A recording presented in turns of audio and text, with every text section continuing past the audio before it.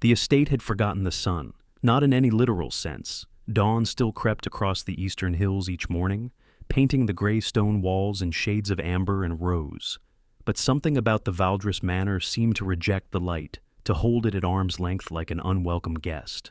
The windows remained perpetually shuttered. The gardens grew wild and dark, choked with nightshade and climbing ivy that seemed to breathe in the moonlight. Even the servants who came and went spoke in whispers, as though afraid to disturb whatever ancient silence lived within those walls. Elena Marsh had worked in grand houses before. She had scrubbed floors in manor homes where portraits of dead aristocrats watched her every movement. She had polished silver in estates where the family's wealth stretched back centuries, accumulated through means no one discussed at dinner parties. But she had never encountered a house quite like Valdres, a place that seemed less like a home and more like a tomb that someone had forgotten to seal. She had taken the position out of desperation.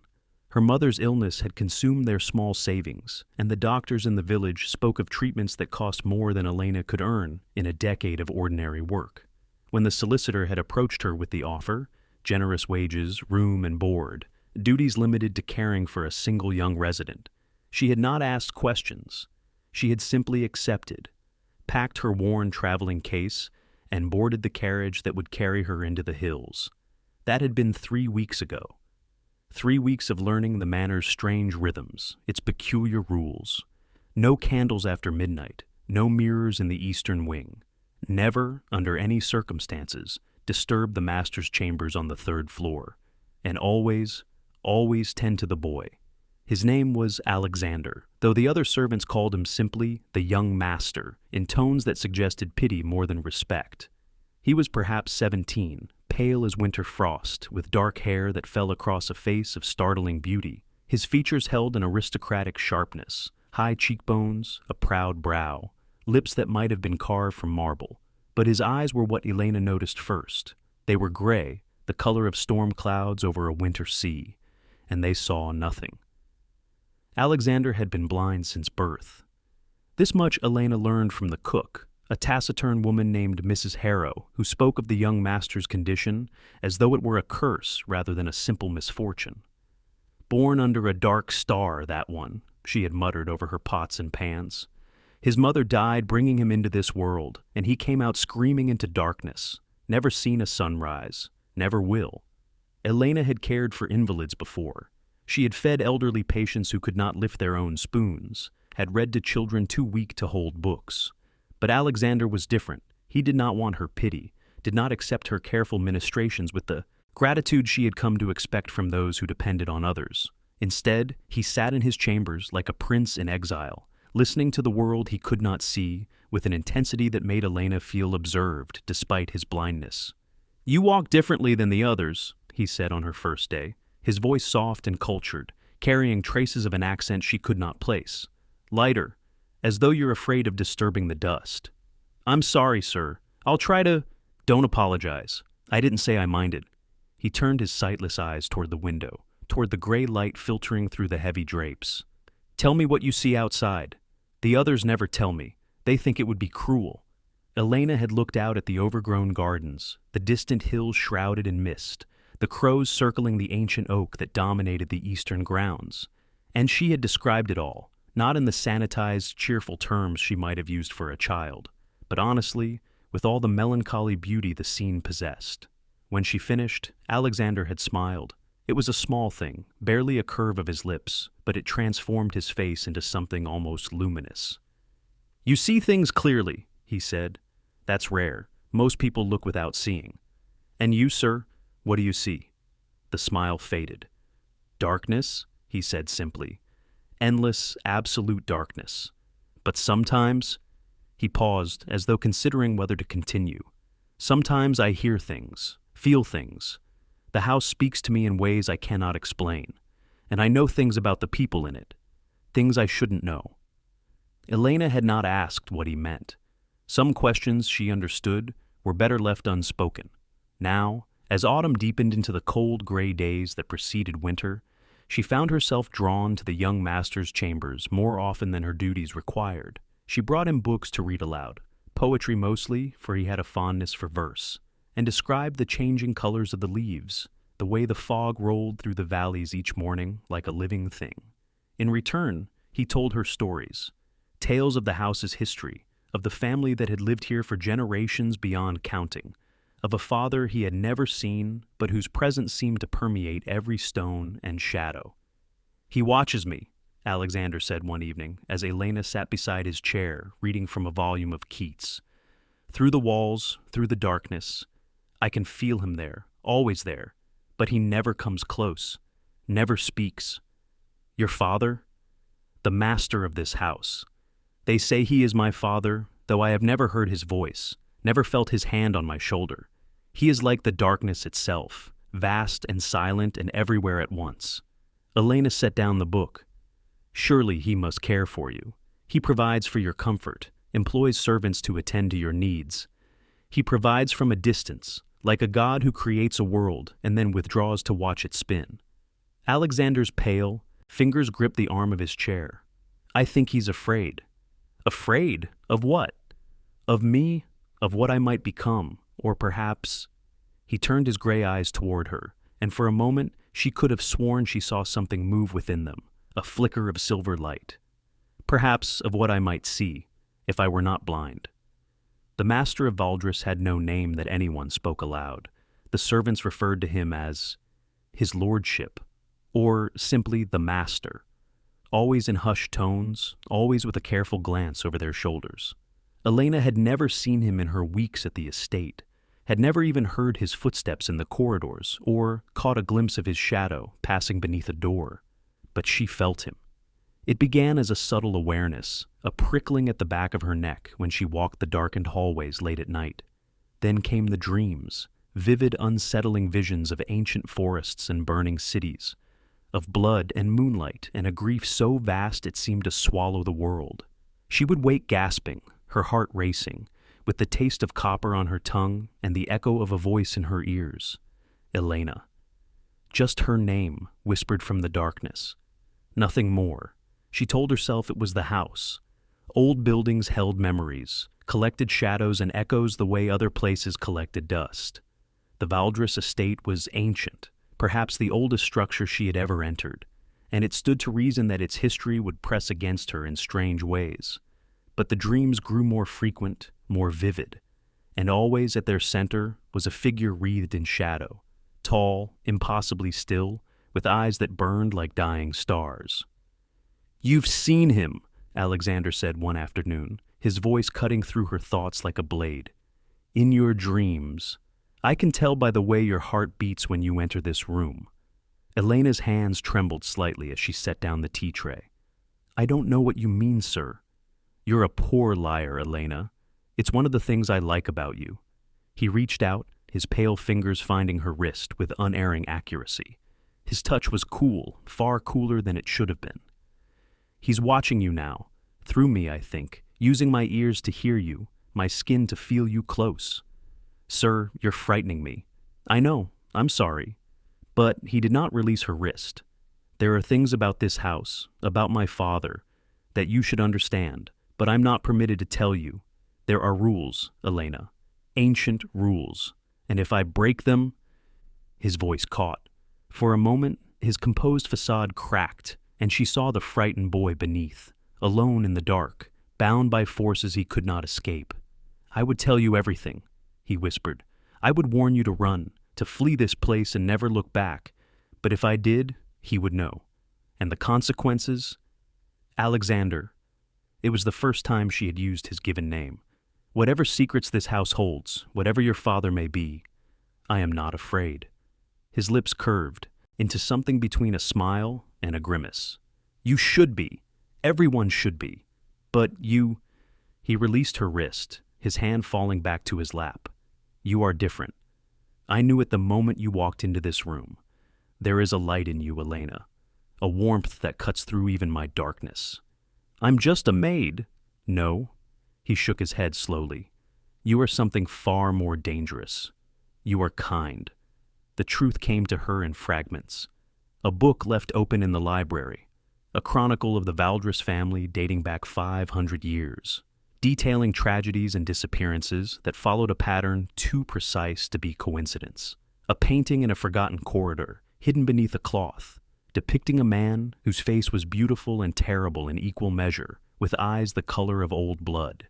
A conversation overheard between Mrs. Harrow and the groundskeeper whispered words about the curse and the binding and what happens to those who stay too long. And then, finally, the night itself. Elena had fallen asleep in the chair beside Alexander's bed, a book of sonnets open in her lap.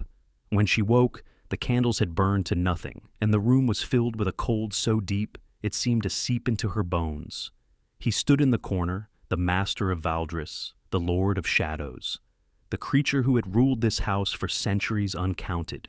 He was exactly as he had appeared in her dreams, tall and pale, dressed in dark clothing that seemed to absorb the faint moonlight filtering through the curtains. His features were sharp, aristocratic, bearing an unmistakable resemblance to the boy sleeping in the bed beside her. But where Alexander's face held youth and vulnerability, this face held only age. Not in lines or wrinkles, his skin was smooth, flawless, eternally preserved, but in the depth of his eyes. Eyes that had seen empires rise and fall, that had watched centuries pass like seasons. Eyes the color of dying embers. "You should not be here," he said. His voice was deep, musical, carrying the weight of countless years. "This room, this house, you do not belong among the shadows." Elena found she could not move, not from fear, though fear was certainly present, coiling in her chest like a serpent, but from something else, a strange paralysis that held her limbs in place, that made her voice catch in her throat. "I know what you are," she managed. "The books, the paintings, the way the servants speak of you. Do you?" He moved closer, each step utterly silent. "And does that knowledge frighten you?" "Yes." "Good. Fear is the appropriate response." He stopped at the foot of Alexander's bed, gazing down at his sleeping son with an expression that might have been love or might have been grief. It was impossible to tell. "He is innocent, you know. Whatever sins I have committed, whatever blood stains my hands, he carries none of it. He is pure, perhaps the only pure thing I have ever created." "Then why do you stay away from him? Why does he grow up alone in this darkness?" The master's eyes flashed. For a moment, the veneer of cold composure cracked, and Elena glimpsed something ancient and terrible beneath. "Because I am poison," he said, his voice dropping to a whisper. "Everything I touch, I corrupt. Everyone I love, I destroy. I have watched wives and children age and die while I remained unchanged. I have buried more loved ones than you can imagine, have felt the weight of centuries of loss pressing down upon me until I thought I would shatter from the grief." He looked away, his jaw tight. "When Alexander was born blind, when his mother died screaming, cursing my name with her last breath, I knew it was punishment. For what I am, for what I have done. The universe itself rebelled against the abomination of a monster trying to create something pure. Do not tell me what is or is not true." His gaze snapped back to her, and in it she saw the vampire, the predator, the creature of nightmare, the being who had drunk the blood of countless victims across the centuries. "I have lived longer than your civilization has existed. I have seen truths that would drive you mad. And I know this. I am cursed. My son is cursed. And anyone who comes too close to us will share that curse." Silence fell between them, heavy as a funeral shroud. "Then why did you hire me?" Elena asked. "Why bring me into this house, knowing what you know?" For the first time, something like uncertainty flickered across the master's face. "Because he was dying," he said quietly. "Not in body, but in spirit. The loneliness was killing him, slowly, surely. I could feel it through our bond, the despair, the desire for oblivion. And he closed his eyes. I could not bear to lose him, even from a distance, even having never truly known him. He is my son, my only son. And so I sought someone who might offer him what I could not: companionship, warmth, a reason to keep breathing. You sought a servant. I sought a light." His eyes opened, and in them Elena saw not the monster, but the father, broken, desperate, clinging to hope despite centuries of evidence that hope was a luxury the damned could not afford. "I sought you, Elena Marsh. I have watched you for longer than you know, have followed your life from the shadows, waiting for the moment when our paths might cross. Your kindness, your courage, the way you look at the broken things of this world and see beauty instead of wreckage. Elena's breath caught. How long? Since you were a child. Since you found that injured crow in the street and nursed it back to health, though everyone told you it was hopeless. Since you held your grandmother's hand as she died, singing to her through your tears, refusing to let her pass into darkness alone. He stepped closer, close enough that she could feel the cold emanating from his form like a living thing. You have a gift, Elena, a light that does not dim, even in the deepest darkness, and I knew that if anyone could save my son, it would be you. Save him from what? The master's face darkened. From me, from this house, from the curse that binds us both. There must be something that can be done, some way to break the curse, to heal him. There is. The words came out hoarse, reluctant, as though dragged from some deep place he had never intended to reveal. An ancient ritual, a sacrifice. But the cost, he shook his head. The cost is too great. I will not ask it of anyone. What cost? He looked at her then, really looked, and in his ancient eyes she saw the terrible weight of what he was about to say. A pair of eyes, he whispered, freely given, from one who loves him truly. The ritual requires innocence exchanged for innocence, sight for sight. If someone were to give their eyes to Alexander, willingly, without coercion, out of genuine love, the curse would transfer. He would see, and they would be blind, forever, irreversibly, cast into the same darkness that has imprisoned him since birth. The master turned away, unable to meet her gaze. I have searched for 3 centuries for someone who might make such a sacrifice. But who would choose eternal darkness for a stranger? Who would give away their own sight for a boy they barely know? Elena looked at Alexander's sleeping form, at the peaceful face, the dark lashes resting against pale cheeks, the lips that still curved slightly from whatever pleasant dream was visiting him. She thought of his voice, his stories, the way his fingers found hers in the darkness with such precision. She thought of his loneliness, his courage, his desperate yearning for a world he had never seen. And she thought of her mother, alone in their small cottage, the illness slowly claiming her. The money from this position, the generous wages, had been enough to ensure her care for years to come. Whatever happened to Elena now, her mother would survive. If I did this, she said slowly, if I gave him my eyes, what would happen to me? The master spun to face her, something like horror in his expression. You cannot be considering. Answer the question. You would be blind, forever. You would never see the sun again, never watch the seasons change, never look upon the face of anyone you love. You would live the rest of your days in darkness, dependent on others for even the simplest tasks. His voice cracked.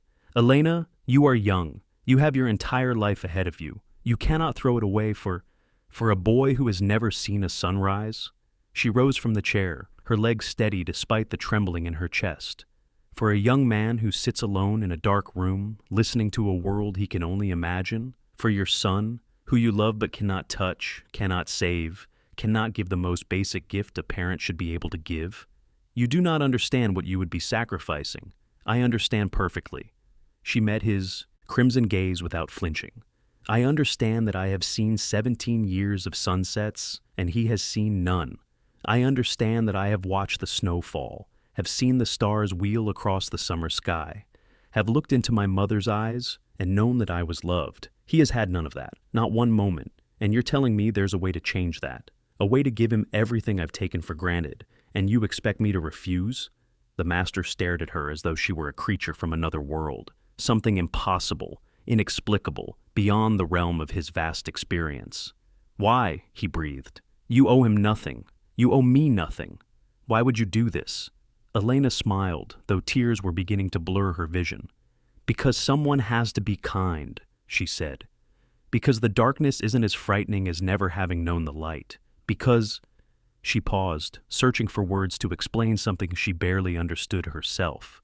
Because when I read to him, and he smiles, and I know that for one moment he isn't alone, that matters. That's worth something. Maybe it's worth everything. The master was silent for a long moment. When he spoke again, his voice was hoarse with something that might have been tears, if such creatures could weep. You have known him for 3 weeks. Yes. And you would condemn yourself to eternal darkness for him. Yes. Then you are either the bravest soul I have encountered in 500 years, he said slowly, or the most foolish. Perhaps both. He laughed then, a short broken sound, utterly devoid of humor. Perhaps both, he agreed. Very well, Elena Marsh. If this is truly your choice, if you understand the cost and accept it freely, then I will perform the ritual. But know this, I have lived long enough to understand that such sacrifices always exact more than we anticipate. You may find that darkness holds terrors you cannot imagine. I'm not afraid. No, he said softly, something like wonder in his voice. I don't believe you are. The ritual took place at midnight, in a chamber deep beneath the manor that Elena had not known existed. The walls were carved with symbols older than human language, and candles burned in sconces that seemed to draw light rather than emit it. The air was thick with the scent of incense and something else, something metallic, ancient, alive. Alexander had woken when they carried him down, but he had not protested. Perhaps he understood, in that strange way of his, what was about to happen. Or perhaps he simply trusted Elena's hand in his, her voice in his ear, telling him that everything would be all right. You don't have to do this, he whispered as she knelt beside the altar where he lay. Whatever my father has told you, whatever he has promised, it isn't worth your sight. Let me be the judge of that. She brushed the dark hair from his forehead, a gesture that had become familiar over their weeks together. I want you to see the sunrise, Alexander. I want you to look at the world and know what beauty exists in it. I want, her voice caught, I want you to see my face, just once, before I can no longer see yours. Elena, don't argue with me. I'm terrible at arguments. She forced a smile, though her heart was racing. Just promise me something. Anything. Promise me you'll look at everything, the stars, the flowers, the rain on the window pane. Promise me you'll see all the things I've described to you, and you'll remember that I gave you those sights, that they were my gift to you. His sightless eyes were wet with tears. I promise. And promise me. She hesitated, the words catching in her throat. Promise me you won't forget me. When you can see and you find someone beautiful to love, someone who can look back at you, promise me you'll remember the maid who read you poetry in the dark. I could never forget you. His hand found hers, gripping tight. Elena, But the master's voice cut through whatever he had been about to say. It is time, he intoned, and the candles flared, and the ancient symbols on the walls began to glow with a light that was not light, a radiance that seemed to come from somewhere beyond the physical world. Elena felt hands, cold, impossibly strong, guiding her to the altar. She felt the stone beneath her knees, felt the chill of the chamber seeping into her bones, and she felt, very distinctly, the moment when the ritual began. It was not painful, not at first. It was more like drowning, like sinking into a vast and depthless sea. The world began to blur around the edges, colors bleeding into one another, shapes losing their definition. She felt something leaving her, not just her sight, but something deeper, some essential connection to the visible world that she had never known she possessed. And then the darkness came. Not the darkness of closed eyes, not the darkness of a moonless night. This was absolute darkness, total and complete, a blackness so profound that it seemed to have weight, substance, texture. It pressed against her eyes like a physical thing, filled her skull, seeped into every corner of her consciousness. She screamed. She thought she screamed, but she could not hear her own voice, could not feel her own body. There was only the darkness, eternal and infinite, swallowing her whole.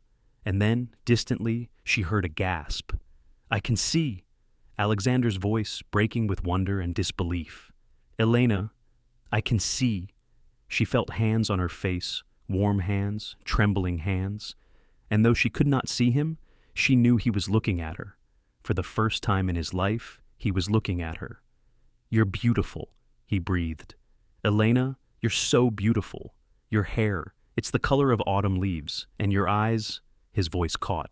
Your eyes are gone, she whispered. I know. No, not gone. They're still there, still the same shape, the same color. But the light in them. He fell silent, and she felt wetness on her cheeks that was not her own tears. "You gave me your light," he said hoarsely. "You gave me your sight, and now you can see the sunrise." She reached up, her fingers finding his face through the darkness, tracing the features she would never see again. "Go to the window, Alexander. It will be dawn soon. Go and watch the sun come up, and think of me." "I will think of nothing else," he said fiercely. "For the rest of my life, Elena, I will think of nothing else." She heard him move away, heard his footsteps on the stone floor, and then a sharp intake of breath that told her he had reached the window, that he was seeing the world for the first time, that her sacrifice had not been in vain. She smiled, there in the darkness, and let the tears fall. The master found her hours later, still kneeling on the cold stone floor. She heard his approach.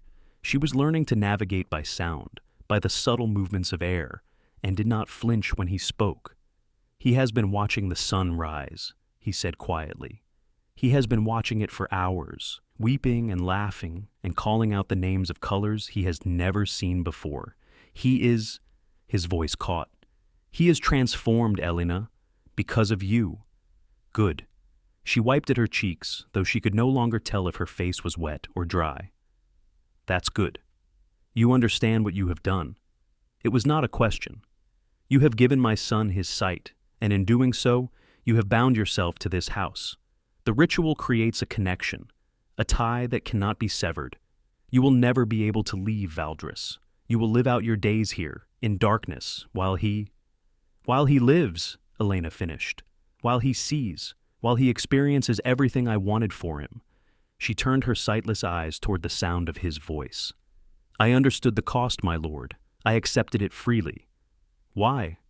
The word was raw, almost anguished.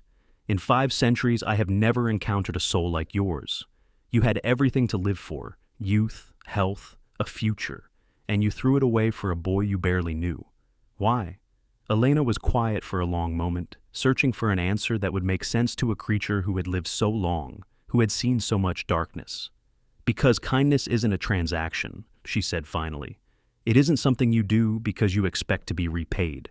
It's something you do because you can, because the opportunity presents itself, and you have the power to ease someone's suffering. Alexander was in darkness. I could bring him light. That was enough." The master made a sound that might have been a laugh or a sob. "You shame me," he said hoarsely. "In all my centuries of existence, I could never." "You could," she said gently. "You just forgot how. You lived so long in the shadows that you forgot what it felt like to step into the light." Silence fell between them, a different silence than before, not the cold silence of a predator and prey, but something warmer, something almost like understanding. "I will care for you," the master said at last. "For the rest of your days, Elena Marsh, you will want for nothing. I will ensure that your mother receives the finest medical care that money can provide, and he hesitated. "I will learn from you. This kindness you speak of, this light that exists within you, I would understand it. I would perhaps, after 500 years, learn to carry a little of it myself. That's all I could ask. No." His voice hardened with determination. "You could ask for much more, but you won't, because that is who you are." He paused. "My son loves you, you know. He has loved you since the first day you arrived, since the first words you spoke to him. And now that he can see, he will find someone worthy of that love. He already has." Elena felt something shift in her chest, a warmth spreading through the darkness, pushing back against the cold that had settled in her bones. "My lord, Alexander will not leave your side. I know my son, even from a distance. He will refuse to abandon the woman who gave him his sight, and no argument will persuade him otherwise. If you are to remain at Valdres, so will he. And the master's voice dropped low, "I would learn to know him, to speak with him, to be the father I should have been from the beginning. You were afraid. I was a coward. There is a difference." She heard him move closer, felt the cold of his presence like a winter wind. "But you have shown me something, Elena. You have shown me that the darkness is not all there is, that even in the deepest shadow, light can survive." "It can," she agreed, "if you let it." Another silence, then softly, Would you permit me to take your hand?" She extended her hand into the darkness and felt cool fingers close around hers, gently, as though she were something precious, something easily broken. "Thank you," the master whispered. "Thank you for saving my son. Thank you for showing an old monster that redemption is possible, even for the damned." "You're not damned," Elena said. "You're just lost, and lost things can be found again." She felt something wet fall on her hand. A tear, she realized, from a creature who had not wept in centuries, and she smiled into the darkness that would be her home forever. The years that followed were not easy. Elena learned to navigate Valdres by memory, by sound, by the careful mapping of steps and turnings that became as natural as breathing. She learned to read with her fingers, tracing the raised letters of special books that Alexander commissioned from the finest craftsmen in the country. She learned to recognize footsteps, to identify people by the rhythm of their walk, the sound of their breath, the warmth of their presence in a room. And Alexander learned to see. He saw everything, exactly as he had promised.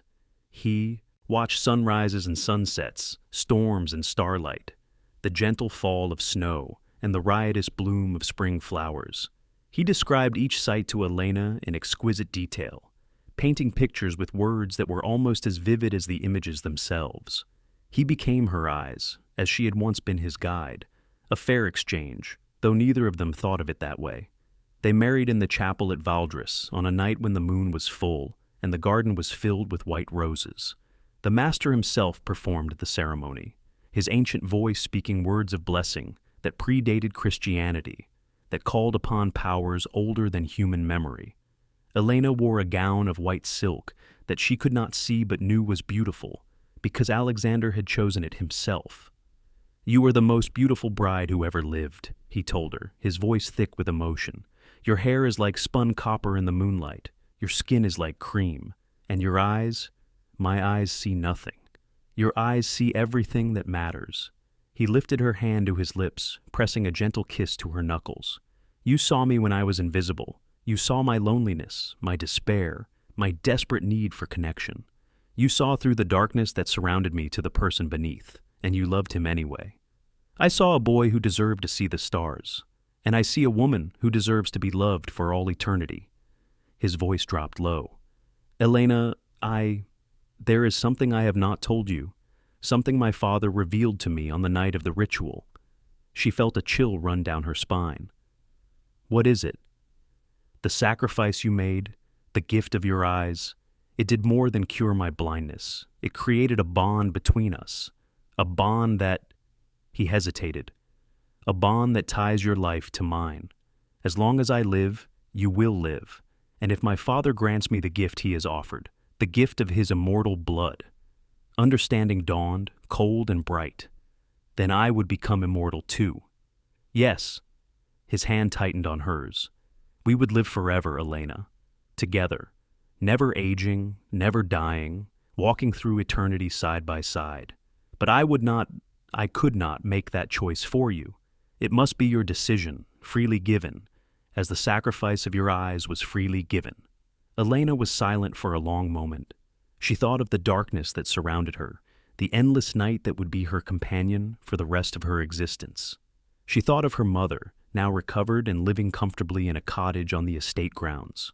She thought of the master, who had become something like a friend in the years since the ritual, still ancient, still haunted, but learning slowly to embrace the light. And she thought of Alexander, her husband, her love, the boy who had sat alone in darkness, dreaming of a world he could not see. "Yes," she said, "yes. Yes, I will share eternity with you." She smiled, her sightless eyes turning toward the warmth of his presence. "I did not give you my sight only to lose you to death in 50 or 60 years. I want forever, Alexander. I want every sunrise you can describe, every star you can name, every season that passes over this house. I want to hear your voice for all of time." He swept her into his arms then, holding her tight against his chest, and she felt his heart beating. Still human, still mortal, but not for much longer. "I love you," he breathed against her hair. "I have loved you since you walked into my room and described the rain to me. I will love you until the stars burn out and the universe falls silent." "That's a long time." Not long enough. He kissed her forehead, her cheeks, her lips. Never long enough. And so, it came to pass. On a night when the moon was new and the darkness was complete, the master of Valdres shared his blood with his son and his son's bride. The transformation was gentle, far gentler than Elena had expected. A slow sinking into shadow that was almost like sleep. When she woke, she was changed, stronger, more aware, bound to Alexander by ties that went deeper than love, deeper than blood, bound to eternity. The decades passed like seasons now, swift and cyclical, marked by the changing fashions of the mortal world and the slow evolution of the estate around them. Elena's mother lived out her days in peace and comfort, surrounded by grandchildren from her other daughters, never knowing the true nature of the son-in-law, who visited her each Christmas with gifts and stories. And Alexander kept his promise. Every sunrise, without fail, he described the world to Elena. Every sunset, every storm, every delicate frost pattern on the window pane. He painted pictures with words that were more vivid than any canvas, more detailed than any photograph. He became her eyes, her window to the visible world, and she never once regretted the sacrifice that had made their love possible. Sometimes, late at night, she would find herself thinking about the choice she had made all those years ago. The darkness had become familiar now, comfortable even, but there were moments when she yearned to see Alexander's face, to know the color of his eyes, to watch his lips curve into the smile she could only feel. But then he would take her hand, and she would feel the warmth of his skin, the steady pulse of his immortal heart, and she would know that she had chosen well. Sight was precious, yes, but love was more precious still, and she had traded one for the other without hesitation, without regret. Now, as another century dawns over Valdres, Elena sits in the garden and listens to the world she cannot see. Birds sing in the ancient oak tree, wind whispers through the overgrown roses, and somewhere in the house behind her, Alexander is stirring, preparing to join her, preparing to describe another sunrise in that beloved voice she will never tire of hearing. She smiles into the darkness and waits. And the story continues, as it always does, in the spaces between shadow and light, two souls walking forever through eternity, bound by sacrifice, transformed by love, eternal in their embrace of the darkness and the light. The end echoes onward, endless and eternal, like a whisper in the dark,